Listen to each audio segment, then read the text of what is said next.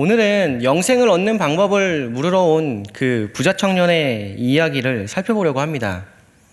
그 부자 청년의 이야기는 마태, 마가, 누가복음에 모두 기록되어 있는데요. 이 공관복음서에 기록되어 있는 이 이야기는 조금씩 다르지만 또한 같은 맥락 안에서 같은 이야기를 하고 있습니다. 그 중에서도 우리는 같이 읽었던 마가복음에 기록된 이 청년, 마가는 한 사람이라고 기록했는데요. 이 사람에 대해서 살펴보고 그리고 이 사람과 예수님의 이야기를 좀 더 깊이 파헤쳐보면서 그 본문이 이 이야기가 우리에게 주는 메시지와 적용점은 무엇인지를 같이 보려고 합니다. 복음서는 크게 보면은 예수님께서 태어나시고 그리고 십자가에 달리시는 예루살렘까지 가는 긴 여정의 이야기를 담고 있습니다. 오늘 본문도 그렇습니다. 예수님께서는 그 갈릴리에서 지금 예루살렘으로 가시는 길에 이 한 청년을 만나신 겁니다. 근데 예수님이 예루살렘으로 올라가던 그 길은 잘 닦여 있는 어떤 포장도로는 아니었습니다. 당시에 이 마을들이 분포해 있는 모습을 보면요, 성이 이렇게 중심이 성이 하나가 있으면 그 성을 중심으로 마을들이 이렇게 동그랗게 분포가 되어 있었습니다. 그리고 그 마을들은 다 떨어져 있는 게 아니라 성을 중심으로 여기에 마을 5개, 여기에 마을 5개, 뭐 여기에 마을 3개 이런 식으로 군락을 이루어서 있었어요. 그리고 이 성과 마을의 군락들이 각 비포장도로, 시골길 같은 길들로 연결되어 있었습니다. 그런 길들은 아무래도 걷기도 힘들고 비가 오거나 그러면은 진흙이 되었겠죠. 예수님께서는 그런 길을 걷고 계셨습니다. 그런 마을과 마을 사이에 있는 편하지 않은 길을 걸어서 올라가고 계시는데 그때 한 청년을 만납니다. 마가는 이 사람을 한 사람이라고 하는데 마태복음에는 부자 청년이라고 되어 있습니다. 우리 말씀을 한번 보겠습니다. 제가 읽어드릴게요. 그 청년이 이르되 모든 것을 내가 지키었사온데 아직도 무엇이 부족하니이까. 마태가 기록한 같은 본문의 이 한 사람을 마태는 청년, 그리고 우리가 알다시피 부자죠. 부자 청년으로 묘사하고 있습니다. 그런데 여러분, 부자 청년이라는 말에 대해서 한번 퀘스천 마크를 탁 떠올리셔야 합니다. 왜냐하면 1세기 당시 팔레스타인 지역에서 로마의 식민 지배를 받는 그 상황에 청년이 부자가 될 수 있는 방법은 거의 없었습니다. 지금도 젊은 사람들이 이제 돈을 많이 모으긴 쉽지 않잖아요. 그 당시에 로마의 식민 지배 하에 그리고 철저한 신분제, 계급 사회 속에 있던 사회 구조 속에서 청년이 부자다? 뭔가 이상한데? 라는 생각을 해보셔야 됩니다. 만약에 이 청년이 부자가 되려면 방법은 딱 2가지가 있었어요. 하나는 정말 내가 재물이 많은 정말 부유한 집안에서 태어나서 부모의 재산을 물려받았거나 아니면 그렇죠. 부모의 재산을 물려받으려면 부모님이 돌아가셔야 합니다. 물려받았거나 아니면은 정말로 부당한 방법으로 재물을 모았거나입니다. 둘 중 하나예요. 오늘 본문에 보면은 20절에 청년이 부모를 공경했다라고 나오는데요. 공경했다라는 단어가 과거형입니다. 그러니까 이전에 내가 부모를 공경했었다라고 나오는 것으로 봐서 추정하건대 지금 이 청년에게 부모님은 돌아가신 것 같아요. 지금 안 계시는 것 같아요. 그래서 부모님의 그 부유한 재산을 물려받은 우리가 추측하건대 명망 있고 그리고 부유한 그런 가문의 청년이었던 것 같아요. 그 청년이 그래서 부자가 되어서 지금 예수님 앞에 나아온 겁니다. 그러면 이제 이 청년에 대한 이런 배경을 가지고 이 본문의 구절들을 하나씩 좀 살펴봅시다. 이 청년이 예수님에게 달려와서 꿇어 앉는다라고 이야기합니다. 마가가 꿇어 앉는다라고 기록을 하는데요. 이 부분은 굉장히 중요한 부분입니다. 왜냐하면 마가가 부자 청년을 어떻게 평가하는지 잘 살펴볼 수 있는 부분이기 때문입니다. 누구 앞에 꿇어앉는다라는 표현은 보통 우리가 이렇게 생각할 수 있습니다. 스승과 제자의 관계이거나 아니면 내가 가지고 있는 정말 어려운 질문에 대해서 답을 해줄 수 있는 존경할 만한 사람이거나 그런 사람 앞에서는 1세기에 당시 이 지역에서는 무릎을 꿇는 것으로 존경심을 표했습니다. 그래서 우리는 이 본문을 접할 때, 이 부자 청년이 예수님을 존경하는 마음으로 그리고 영생에 대해서 너무 갈망하는 그 열정적인 구독자의 마음으로 지금 나와왔구나라고 우리는 그렇게 생각을 합니다. 그리고 이 부자 청년의 그 진정성을 거기에서 우리는 느끼죠. 하지만 마가의 평가는 조금 다른 것 같아요. 마가는 이 부자 청년을 정말로 영생에 대해서 답을 얻기 위해서 예수님에게 찾아온 사람이라기보다는 무언가 내면의 어딘가에 치료가 필요한 환자로 지금 설정해 놓고 있습니다. 그 대표적인 단어가 꿇어앉다예요. 좀 더 깊게 살펴볼까요?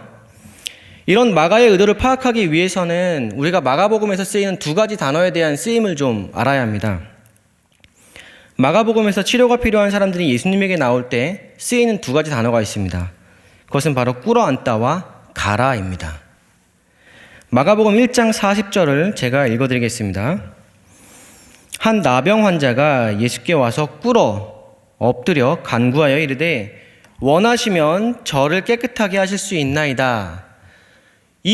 우리가 본문 하나를 보았지만 이 본문에서 나병 환자는 지금 예수님 앞에 엎드렸습니다. 그리고 2장 11절과 5장 34절을 보면은 내가 내게 이르노니 일어나 내 상을 가지고 집으로 가라. 그리고 34절을 보면은 5장 예수께서 이르시되 따라 내 믿음이 너를 구원하였으니 평안히 가라.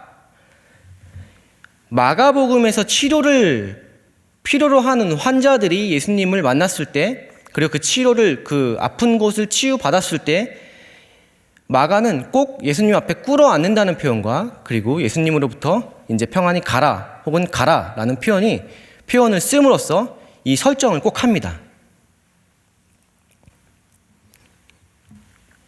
오늘 본문에도 이 두 가지 표현이 등장을 하죠. 17절에서 청년은 예수님 앞에 무릎을 꿇고 앉고 20절에서 예수님은 청년에게 가서 내게 있는 것을 다 팔아 라고 말씀하십니다. 묘하죠? 그리고 더욱 재미있는 것은 이 단어들이 정확하게 똑같은 단어들입니다. 나병 환자와 그리고 아까 일어났던 여자아이에 대해 쓰였던 그 모든 단어들이 꿇어앉다와 가라가 지금 여기 이 청년에게도 동일하게 쓰이고 있는 겁니다. 더 재미있는 것은 뭐냐면요. 당시에 치료하다라는 단어가 소조입니다. 근데 이 소조라는 단어는 또 구원하다라는 단어로도 쓰입니다. 뭔가 이제 뭔가 연결이 되지 않으십니까? 즉 뭐냐면 지금 예수님에게 찾아와 영생을 얻는 방법을 묻는 부자 청년은 지금 치료가 필요한 상태라는 중의적 해석도 가능해지는 겁니다. 마가는 지금 이 설정을 해놓고 독자들이 느끼게끔 하고 있는 겁니다. 이 모든 것들이 우연의 일치는 절대 아닐 겁니다. 자, 그러면 어떤 부분에서 치료가 필요한 사람이었을까요? 이 청년은 어떤 부분에서? 이제 우리가 이걸 밝혀야겠죠. 바로 부의 축척이라는 병입니다. 이에 대한 근거들을 하나씩 볼까요? 17절 하반절에서 청년은 예수님에게 선한 선생님이여 라고 묻습니다. 그러면서 내가 무엇을 하여야 영생을 얻을 수 있겠습니까? 라고 묻습니다. 이에 대하여 예수님은 네가 어찌하여 나를 선하다 일컫느냐?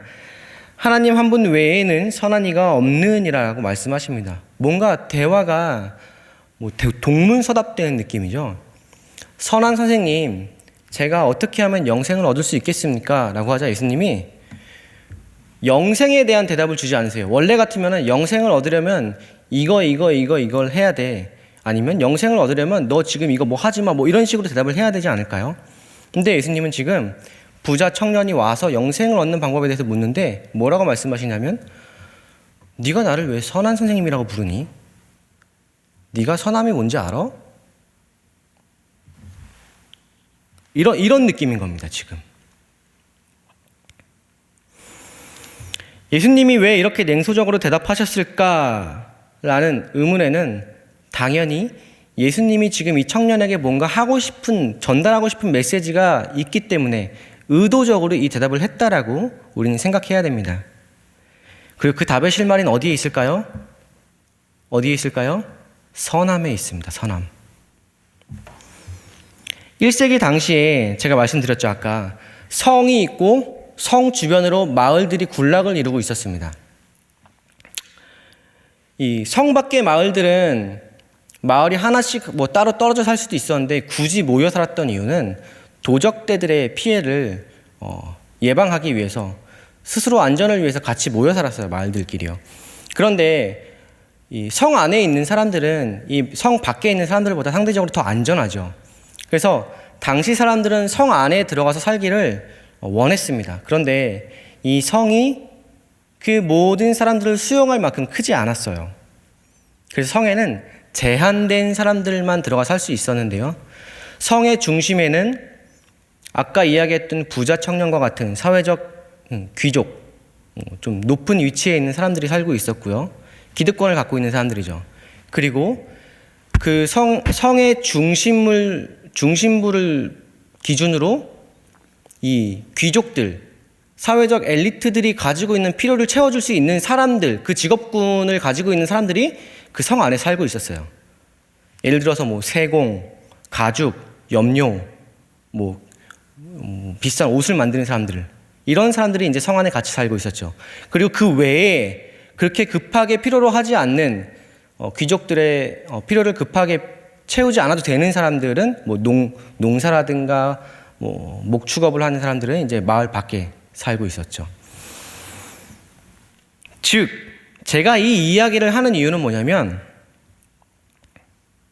당시 경제 구조는 철저하게 이 기득권들을 위해서 돌아갔다는 겁니다. 부자가 더 부자가 되는 시대였고 이것이 계급과 식민지배라는 이 시스템과 맞물려서 더욱더 견고해졌어요. 이런 상황에서 부자가 될 수 있는 방법은 태어날 때부터 기득권층이 되는 것 말고는 방법이 없었죠. 신분을 뛰어넘 딱 한 가지 내가 낮은 계급임에도 부를 축적할 수 있는 방법이 있다면 아까 이야기했던 남의 것을 빼앗는 것입니다. 부정한 방법으로. 대표적인 사람이 누구죠? 삭개오? 그렇죠. 성경이 이 부분에 대해서 정확하게 언급하진 않지만 우리는 당시의 그 시대적 그리고 지역적 상황들을 배경으로 볼 때 이 부자가 얻은 재물은 이 부는 부모로부터 물려받은 것이며 정당하게 얻었다기보다는 이런 사회의 악순환, 경제적인 좋지 않은 구조를 통해서 쌓아왔구나라는 것들을 알 수 있습니다. 그래서 예수님은 청년에게 묻는 겁니다. 네가 나를 선한 선생님이라고 부르는데 네가 선함이 뭔지 아니? 굳이 이런 동문서답을 하신 이유가 여기 있습니다. 네가 나를 선하다고 하는데 네가 지금 하는 행동을 보면 넌 선함이 뭔지 모르는 것 같은데 라는 느낌이죠. 어찌하여 네가 나를 선하다고 하느냐 하면서 대답을 딱 끊어버립니다. 그런데 여기서 예수님은 그치지 않고 이 청년에게 한 방을 더 먹이세요. 굉장히 중요한 한 방을 먹이십니다. 19절을 한번 읽어보겠습니다. 같이 읽겠습니다. 19절. 자, 시작.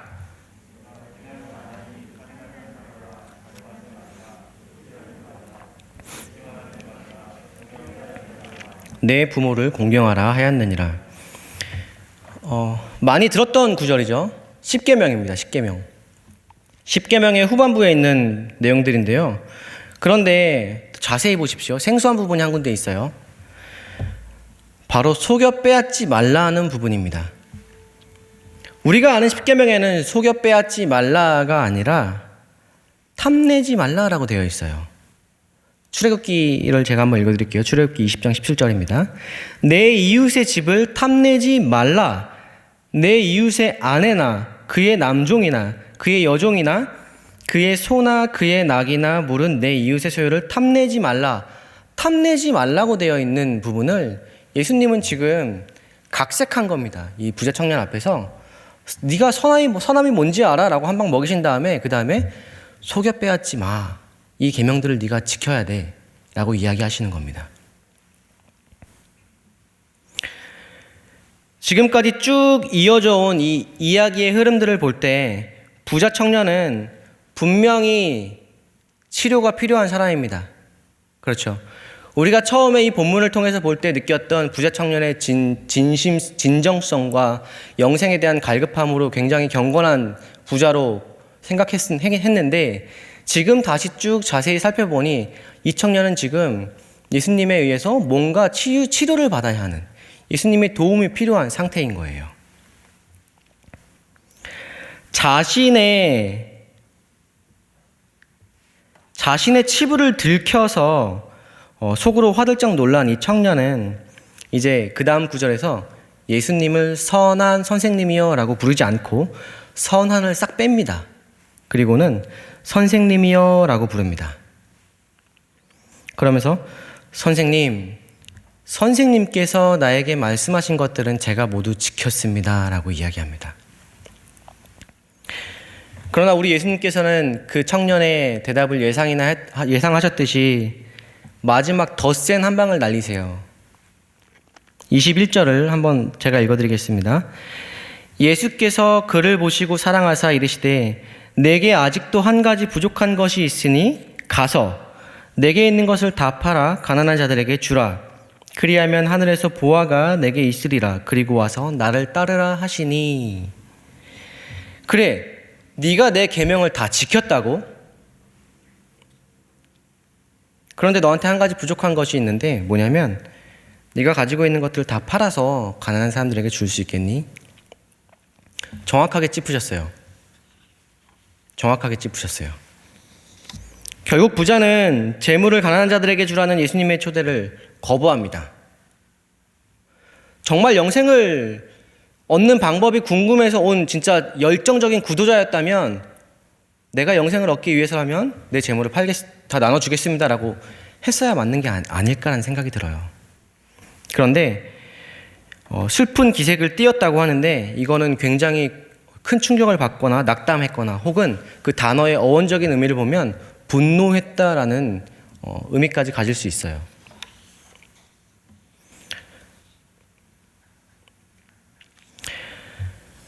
예수님은 부자 청년이 앓고 있는 내면의 질병을 정확하게 지적하십니다. 율법도 잘 지키고 재물도 많고 돈도 잘 벌고 가문도 명망 있고 집안도 괜찮은 청년이지만 그가 가장 놓지 못하고 있는 그 한 가지를 푹 찌르십니다. 그것은 바로 버리지 못하는 애착입니다. 재물을 나누어 주라는 말에 그 부자 청년이 진짜로 슬퍼해야 할 것은 그가 가진 것을 가난한 사람들과 나누어야 하기 때문에, 그래서 그가 가진 재물이 아까워서가 아니라 그가 정말 슬퍼해야 할 것은 재물에 대한 애착을 버리지 못하는 자신의 태도였을 겁니다. 아니, 그 부분이어야만 합니다. 결국 오늘 본문이 우리에게 이야기하고 있는 것은 진정한 영생을 갈망하는 구도자의 청년이 아니라 자신만을 위한 부의 축척이라는 내면의 질병을 가진 부자 청년의 이야기입니다. 부한 것 자체에 대한 질타가 아닙니다. 이 본문은 부한 것을 놓지 못하는 그 태도에 대한 질타입니다. 예수님의 초대를 거부하고 떠나는 부자 청년에 대한 예수님의 평가는 굉장히 냉정합니다. 23절과 26절인데요. 우리 한 절씩 교독할까요? 23절을 제가 읽고 24절을 읽어주시겠습니다. 예수께서 둘러보시고 제자들에게 이르시되 재물이 있는 자는 하나님의 나라에 들어가기가 심히 어렵도다 하시니. 시작.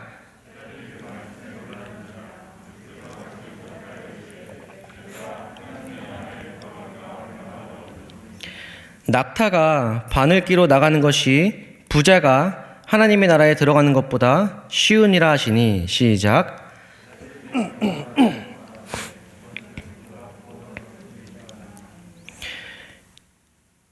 예수님은 재물이 있는 자가 하나님 나라에 들어가는 것이 어렵다고 말씀하십니다. 그래서 이 말을 들은 제자들은 굉장히 놀랍니다.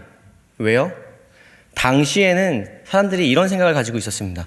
부라는 것, 부유하다는 것은 하나님께서 주시는 복 때문에 재물을 많이 얻게 된 것이다라는 생각이 있었어요. 그래서 재물을 많이 가진 사람은 뭐예요? 하나님으로부터 복을 많이 받은 사람이 되는 겁니다. 그런데 지금 예수님은 이 부자 청년에게 하나님 나라에 들어가기가 어려우면서 낙타가 바늘기로 나가는 것보다 더 어렵다고 이야기하는 겁니다. 그런 제자들이 아니 도대체 그러면 도대체 누가 하나님 나라에 들어갈 수 있는 겁니까? 누가 구원을 받을 수 있는 겁니까? 라는 이런 반응을 하는 겁니다. 그런데 예수님은 재물의 많음이 아니라 재물에 대한 태도를 지금 이야기하고 있는 거죠. 그래서 제자들의 이런 반응은 너무나도 당연합니다. 우리가 다시 한번 분명하게 기억해야 할 것은 부의 소유가 잘못이 아니라 재물을 버리지 못하는 부자의 애착, 그 태도가 문제인 것입니다. 오늘 우리가 깊이 살펴본 부자 청년과 비슷한 상황이지만 다르게 반응한 인물이 있습니다. 아까 잠깐 언급했는데요. 바로 삭개오입니다. 삭개오도 역시 부자죠. 삭개오도 예수님을 보기 위해서 부자처럼 예수님에게 달려옵니다. 그러나 그는 그 부자 청년과 몇 가지 다른 부분이 있습니다. 예수님을 만난 삭개오가 보인 첫 번째 반응은 자신의 소유의 절반을 가난한 사람들과 나누겠다고 했습니다. 삭개오는 누구의 것을 속여 빼앗은 것이 있다면 4배로 갚겠다고 이야기합니다. 스스로 계명을 잘 지킨 사람이라고 생각하는 오늘 본문에 등장하는 이 청년은 구원을 받지 못하는 반면에 사람들이 보기에 죄인이라고 기록되어 있는 삭개오는 그의 집에 오늘 구원이 이르렀다고 평가됩니다. 두 사람에 대한 평가도 다르죠. 무엇이 차이일까요? 이 청년, 부자 청년과 삭개오, 둘 다 많은 부를 가지고 있는 사람들이었지만, 그리고 영생에 대한 갈망이 있고 예수님을 만나고 싶어 달려왔고 그분을 만나고 났지만 그 이후에 태도가 다릅니다. 무엇일까요? 그것은 내 영혼의 허기를 채울 수 있다고 생각되어지는 것에 대한 그 애착을 버릴 수 있느냐 없느냐에서 나누어졌습니다.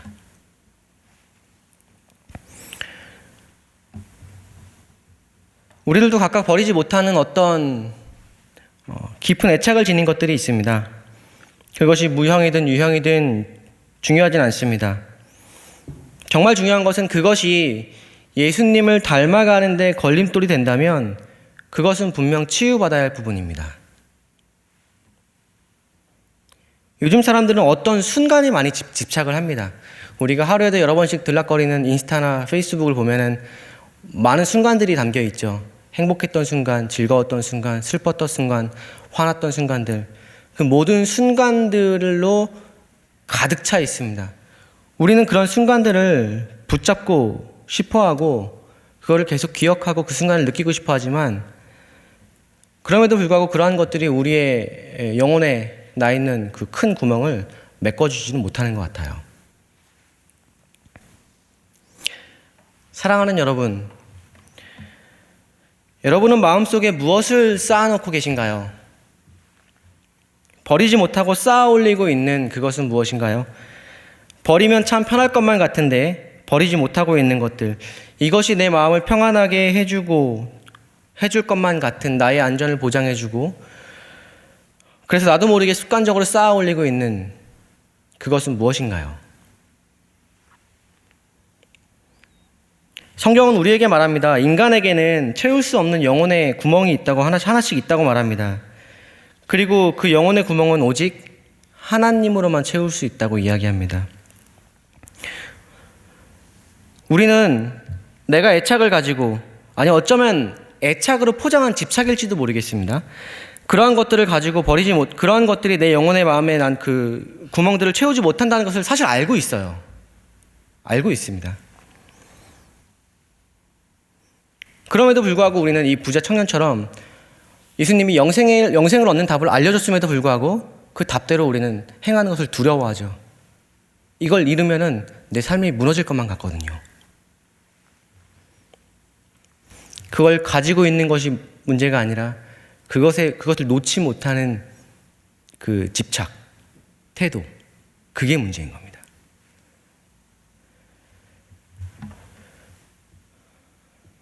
우리에게 정말 필요한 것은 무엇일까요, 그러면? 우리가 일상을 살아가고 그리스도인으로 살아가는데 정말 필요한 것은 무엇일까요? 부자 청년과 삭개오 모두 예수님을 갈망하는 마음으로 나왔지만 돌아갈 때의 태도는 너무 달라요. 우리도 그리스도인으로서 이렇게 예배에 와서 주일날 교회에 와서 예배드리고 교제하고 하지만 우리가 돌아가는 일상의 모습은 또 다르기도 해요. 그 가운데서 우리는 괴리감을 느끼면서 힘들어하기도 하고 속상해하기도 합니다. 왜 내 삶은 주말과 주중이 일치하지 못할까? 이런 고민들을 하게 됩니다. 저도 고민이 됩니다. 왜냐하면 저와 함께하는 우리 청년들에게 늘 이야기하거든요. 일상에서 교회로 살아라. 복음으로 사는 삶을 살아라. 일상의 선교사가 되어라. 라고 이야기하지만 그래서 어떻게 해야 되는지, 직장에서 어떻게 살아가야 하는지, 집에서, 가정에서 부모님과 회사, 직장 상사를 대할 때 어떤 태도로 살아야 한다라고 구체적인 가이드를 주지 못하고 있거든요. 사실 저의 고민이기도 합니다.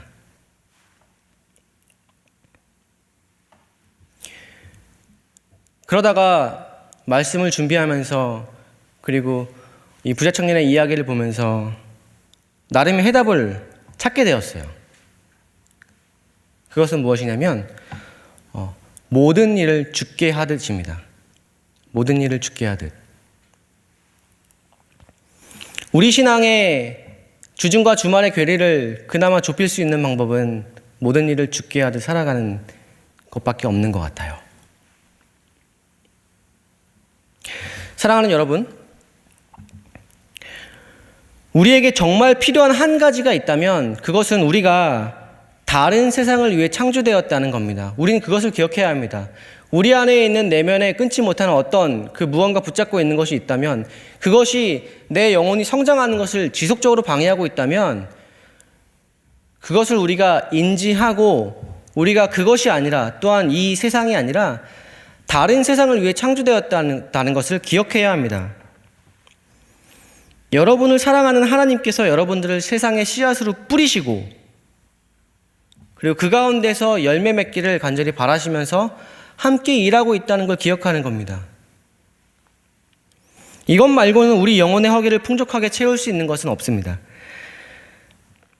우리가 이 세상의 것들로 내가 붙잡고 있는 것들로 내 안에 어떤 만족감을 가지지 못한다는 것은 우리가 이 땅이 아니라 다른 세상을 위해 창조되었다는 것에 대한 반증이죠. 그래서 성경은 하나님이 세상에 흩뿌리신 그 사람들에게 이렇게 말씀하십니다. 너희는 먼저 그의 나라와 그의 의를 구하라. 그리하면 이 모든 것을 너희에게 더하겠다고 이야기합니다. 그런데 이 말씀이 참 어렵죠. 그의 나라와 그의 의를 구한다는 게 뭡니까? 도대체 뭡니까? 이것만 하면은 다 해결될 것 같은데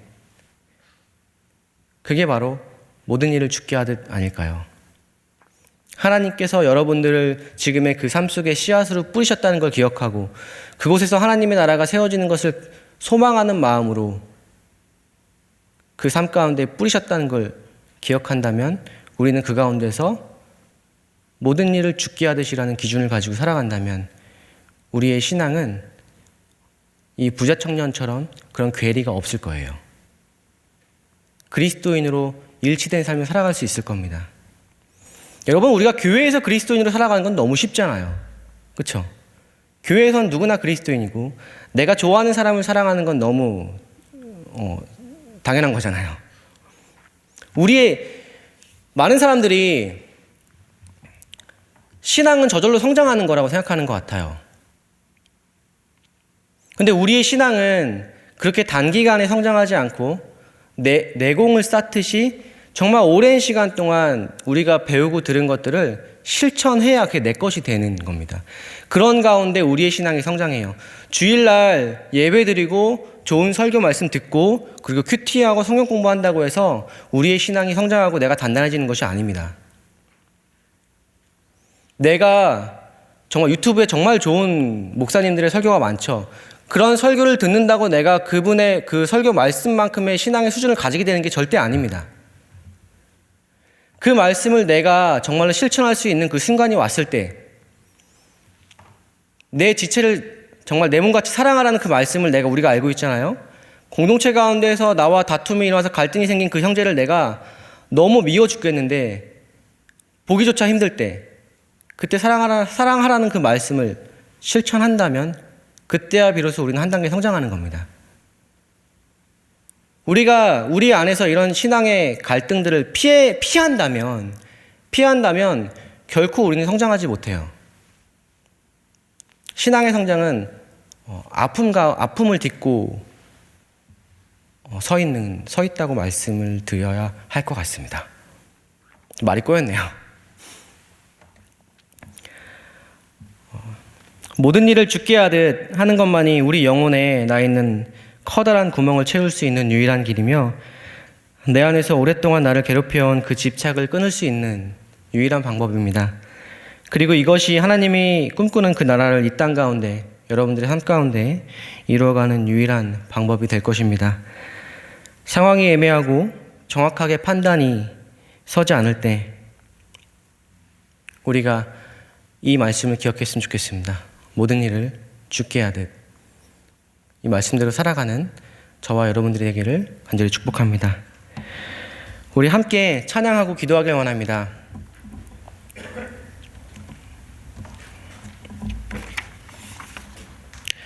이곳에 임하신 그 하나님 나라를 같이 마음을 다해 찬양하기 원하는데요.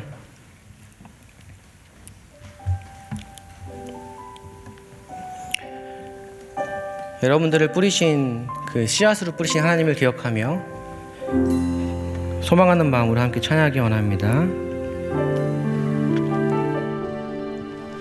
이곳에 임하신 하나님 나라 가난한 마음으로 바라보리라. 먼저 그 나라 그 뜻 구하며 나의 삶 드리리. 주님이 맡기신 하나님 나라 주님이 맡기신 하나님 나라 믿음의 눈으로 바라보리라. 하늘의 뜻이 이 땅 가운데 완성될 그날까지 믿음 다여 그 위에 서리라. 하나님의 나라는 무너지지 않으리. 믿음 다여 그 나라 세워가리라. 주님 곧 오실 우리 다시 한번 고백하겠습니다. 이곳에 임하신 하나님 나라 이곳에 임하신 하나님 나라 가난한 마음으로 바라보리라. 먼저 그 나라 그 뜻 구하며 나의 삶 드리리.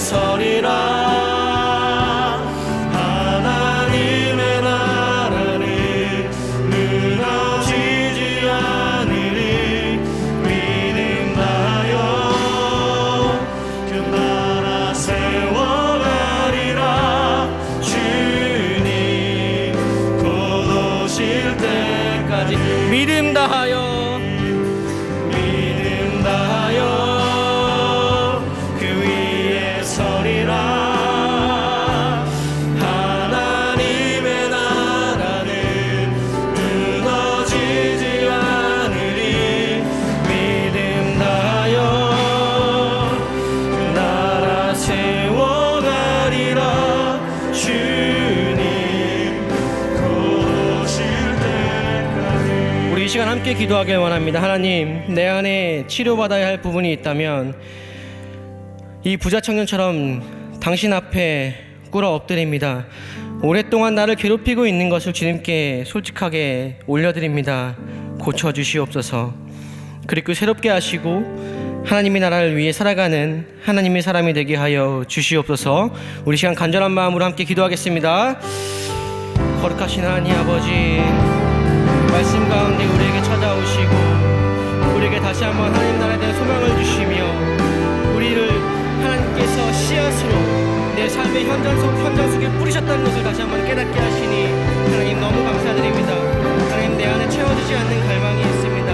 하나님, 내 안에 채워지지 않는 영혼의 커다란 구멍이 있습니다. 하나님, 이것을 내가 세상에 있는 그 어떤 것으로도 채울 수 없는 것을 내가 알고 있습니다.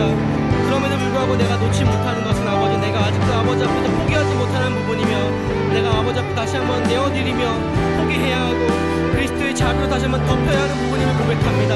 아버지 앞에 내 안에 있는 그것을 내가 내어드리길 원하오니 주여, 나를 불쌍히 여기시고 내가 다른 어떤 것보다 하나님을 더 사랑하며 하나님을 위하여 내 삶과 내 모든 것들을 드릴 수 있는 귀한 하나님의 사람 되게 하시고 무엇보다 이 땅 가운데 심으신 하나님의 씨앗으로서 내가 그 나라를 꿈꾸며 살아갈 수 있도록 주님 인도하여 주시옵소서.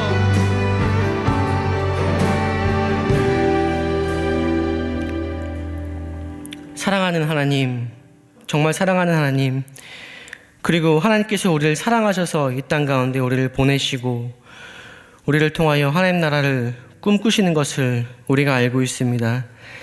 하나님의 나라가 때로는 멀게 느껴집니다.